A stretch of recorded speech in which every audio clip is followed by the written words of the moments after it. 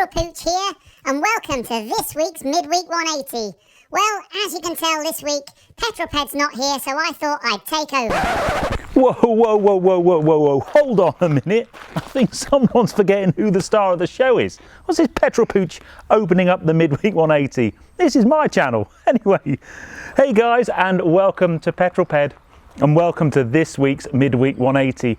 I am at home again this week and I'm actually braving the rain. It's just started raining as I've started to film. But if you've not seen one of these before, this is my midweek update where I bring you my news, views and information about upcoming reviews, all filmed in one take.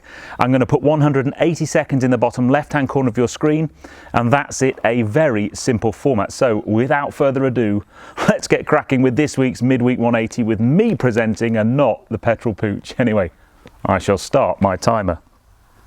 So first comment last week was Vinnie Vincent again. I think he might be getting up to his old tricks, but whoever puts the first comment in the comments below, I will give you a shout out next week. Let the battle royale commence. We were a little bit short on the where are you and what you're doing last week, but I wanted to give a big shout out to Stuart Parker, who is now recovering at home from spinal surgery. So we're giving you big thumbs up and thinking of you, mate. But wherever you are right now and whatever you're doing, I'll give you a shout out next week. Now, my question last week was, could you give me questions for this particular slot? I had loads. They are all now in a question bank and I will be pulling from those every week. But basically this week's question I've chosen is from Philip Parks, and it's quite an interesting one. And basically his question is it wrong to have demonised diesel? You know, not that many years ago in many countries, diesel cars were the cars to have, and now they are, you know, seen as not the cars to have. And in fact, in some cases, very much the opposite to that, and with Dieselgate and so on. So just what's your opinion on diesel? Modern diesel cars can be very clean, and I guess there's still a big challenge around commercial vehicles as well, because the vast majority of those are diesel. F1 this week, well, I guess the driver market news is great news for British drivers. George Russell being announced as the Williams seat. He's actually got a multi-year deal as well, which I think is really interesting. So we've still got to see who's in the other seat. I would imagine Lance Stroll will be off to Force India because Daddy owns that team now. So will Sergei Sorokin stay there, or maybe they'll think about somebody like Esteban Ocon maybe in the second Williams seat. We will see. I have to say either of those drivers, unless they sort their car out, are going to have a torrid season next year. But it will be great to see 3 British drivers on the grid, that's for sure. We're off to Austin, Texas this week for the American Grand Prix. It's looking very good for Lewis. I think, you know, if he wins, then as I've mentioned already, Vettel's got to finish second to keep the battle going on, but we'll see what happens.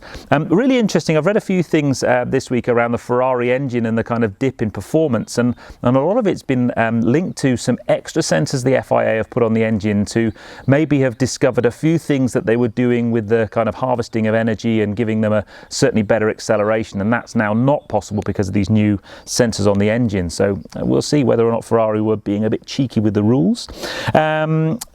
Just a quick thing I've spotted this week as well. So I've done quite a few electric and plug-in hybrid videos recently, and I've mentioned in the UK the government were giving a grant for plug-in hybrid vehicles and electric vehicles. They've announced from the 9th of November the plug-in hybrid grant will disappear altogether. The electric vehicle grant will go from £4,500 to £3,500, and there's also changes to the company car grants as well. So I think that's a real kind of backward step, but quite interesting.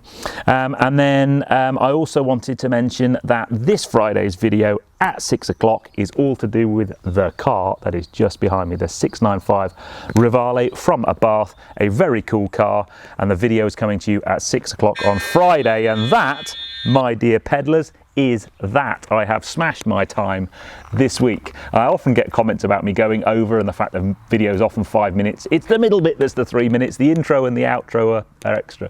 But yes, I'm going to bring you a couple of videos around that. I haven't actually shot the video I'm going to bring you on Friday yet with that. That's hopefully going to be shot tomorrow.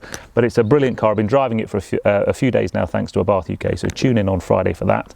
But that is the end of this video. I hope you've enjoyed it. If you have done so, give me a thumbs up. Comments below are always welcome, and if you haven't done so already, please subscribe to Petrol Ped for plenty more content to come. I'll keep an eye on Petrol Pooch sticking her roar into my videos, but I think she might actually make a bit of an appearance in one of my Abarth 695 Rivale videos as well. But anyway, I'll see you on the next film, guys, which is this Friday. at 6 for the Abarth 695 Rivale. I'll see you on that one, guys. You take care. Drive safe.